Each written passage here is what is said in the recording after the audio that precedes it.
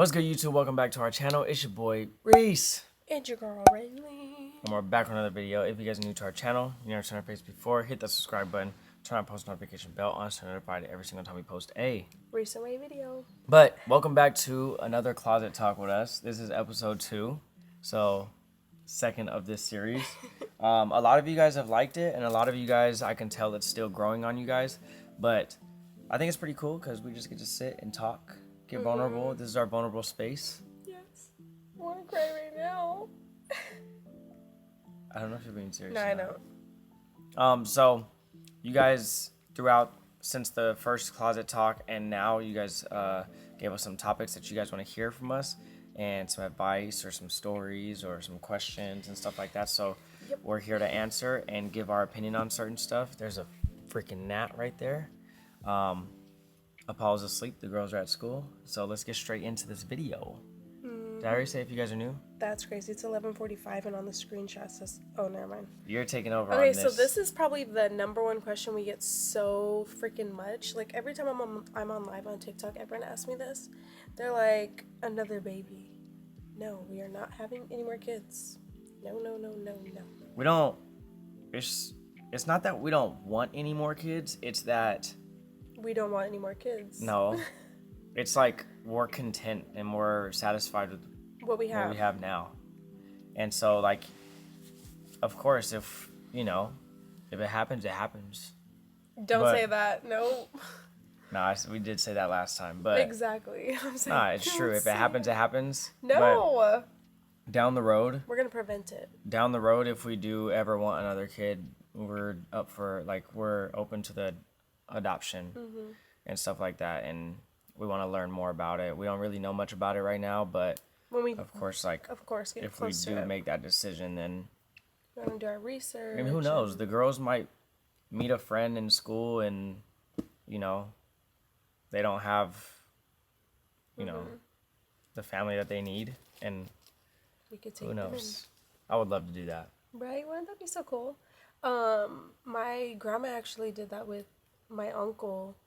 He had a best friend in high school, and he ended up living with him. So his best friend basically lived with them for years. So he was like my uncle. He used to take us to school and literally like watch us, babysit us. Like he was literally like family. Like you would even think that he wasn't. Adoption, Yes. yes. In the future. Okay. This is crazy. All right, we're going to touch a little bit on the question that you guys have asked since we've been together. Literally. I don't know why this makes me so like awkward. Not awkward, but like, Yeah. Okay. It says, how should we ask this one or answer this one? I don't know how to go about this. You just like ask and talk, and we'll just talk about it. Okay. I don't know if this is too personal, but I always wanted to know the story behind the girl's biological dad. Okay. So you start, and then if it gets Okay. too overwhelming, Yeah. then I'll go. Okay, so we met in 2015. And then I was like really young, very naive, and in love at the time. And so I had got pregnant with Ileana, and things were good. It was obviously super rocky and scary because I was in high school still. He had graduated already. And so that was like a very big thing for my dad. And literally I didn't talk to my dad for 3 months. We lived in the same house, but he was just so upset. But I knew what I wanted for myself. Like, I know there's other ways to go about, being young and pregnant, but I knew in my heart what I wanted to do, which was raise this baby no matter how hard or challenging it would have been, because I knew like I had support. Like my mom was there for me 100%. And so I then made the decision, like, I'm doing this. I don't care what it takes, what I have to do. And he was present a little bit, like, he was present mainly for Ileana more than Mila, the second time around when I did get pregnant again. but he did struggle with his own personal issues. I don't really want to like touch too much on it, but he did battle with some things. And so he just started going down the wrong path and wasn't as present for me. And I mean, not even me, but the kids. He wasn't as present as he should have been. And so things just started to get really bad.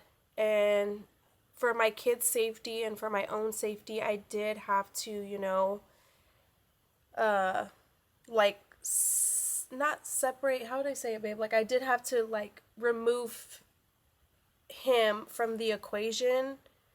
And when all of that had happened, I don't know how to say like he is away. Like, do I say that? Oh. He is now incarcerated, so he hasn't been in the girl's life like physically since 2020. About like, yeah, was it? No, it was like 2019, wasn't it, or 2020? 2019. Yeah, it was about like 2019. And so physically he has not been there. The girls do still have a great relationship with his parents, because I would never take them away from that, because his parents are amazing. They're great grandparents. So yes, this is going to also answer another question. The girls go over there every other weekend, and they do see them like throughout the week, because we didn't want to ruin that relationship for something that he caused. And the girls love them. I would never take them away from him, or take the grandparents away from the girls. But yeah, pretty much that's what happened. He's been away. I don't talk to him anymore. Jordan's talked to him a couple times, and there's just like that mutual understanding. And Jordan is now raising our daughters, and we have a son now, obviously. We had But so we had our first, so like I've always, I mean, I wouldn't even say I always knew of him, but like, you had an encounter, like, and you knew who he you was. know who people are, like when you're in high school and, you know, mutual friends and stuff like that, but I never had a conversation with him. But my first conversation with him was, and I don't like, I was never the one to like judge a book by its cover. Like whatever situation that he's put her through or they've had, like it is what it is. And so when I first had my conversation with him, the first conversation was, it was more so of like, yo, I'm here. Not me. He was saying like, I'm here and you're not gonna do this and do that. It was more of like a petty conversation. And then we ended up having another conversation after, or maybe what was it, like a couple years later. Mm-hmm. And we spoke a little bit, and he thanked me and stuff like that. And then I just recently talked to him, like maybe a few months ago. I went to go pick up the girls from his mom's house, and we had a simple conversation. Like he was on the phone with the girls, and Ileana handed me the phone. And if my daughter hands me the phone, my 7-year-old daughter hands me the phone, she doesn't, Ileana and Mila, like, they know. And they know where he's at. And that was a hard conversation for Rayleen to give or to have with them. Yeah. But they don't, like, there's no point in me and him arguing. And especially, like, there's no reason for us to bump heads. And yes, like, I told him, like, look, I'm not here to take anybody's role, and I'm not here to say, oh, when you get out, the girls are never going to be able to see you and stuff like that. But, like, I mean, I didn't tell the girls to call me dad. I didn't tell the girls, nobody forced. Since we've been together, we've never made those decisions for the girls.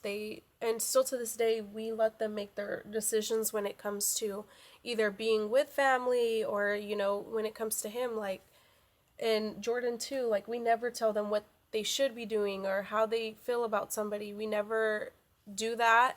And then also, like, when I did finally tell them, like, okay, this is what happened, like, not what happened, obviously, they're too young, they don't need to know everything, but I did explain to them. And then what else is what's it called, I don't want to lie to the girls. One thing I will not do is lie to them. I will not tell them who they can and can't like, who they want in their lives. Like, that's not up for me. Yes, protecting them is one thing, and doing what I have to do to make sure that they are safe is obviously number one in my books. Like, I'm always going to make sure they're safe. We're going to always protect them, but we don't make decisions for them. We don't do any of that. And that's why things are the way they are now.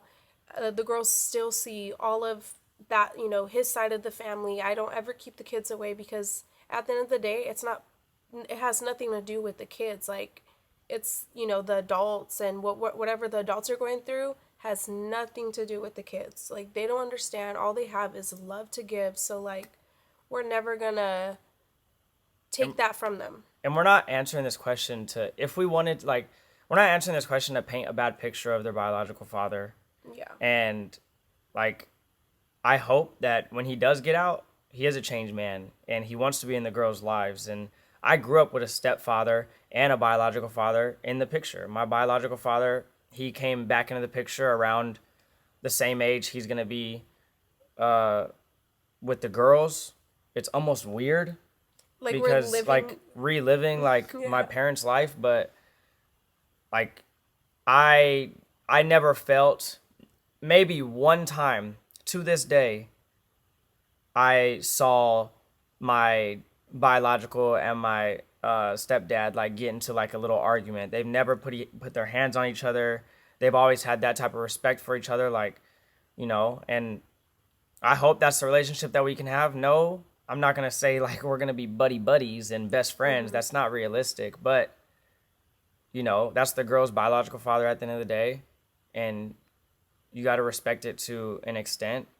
But I am a father figure in their life, and I look at those girls like they're my blood, and I look at them just as equally as I do Apollo, and so I'll do anything for those girls. Mm-hmm. And You're gonna make me cry. but that's the question that everybody's been wanting. I feel like I do have a good relationship with his parents. I'm able to go over there and pick up the girls myself, drop them off myself, text them myself, call them myself. So And they're so respectful and literally like sweet too. Like, we have known like nothing bad to say about them either. But I think it's just because we're all adults. We all have an understanding of like what happened and like what it is now, and we just take it in day by day. We go about it, and as long as the girls are happy and they don't need to see family fighting or anything like that.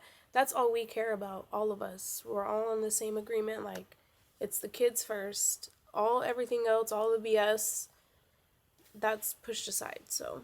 And the questions, now that the question is answered, and that's the only question that gets repeated. Yeah, no, literally. Out of respect for us and his side of the family and the girls, please stop asking the question, because we just opened up more than she has to some friends. So, I don't know. Yeah. Once we started talking about the situation, I'm going to keep it uncut so you guys can really understand. But I hope you guys enjoyed story time. That's the most she's opened up in public ever. So, love you guys. If you guys are new to our channel and you've never seen our face before, hit that subscribe button. Turn that post notification bell on so you're notified every single time we post a recent Ray video. And we will see you guys on the next video.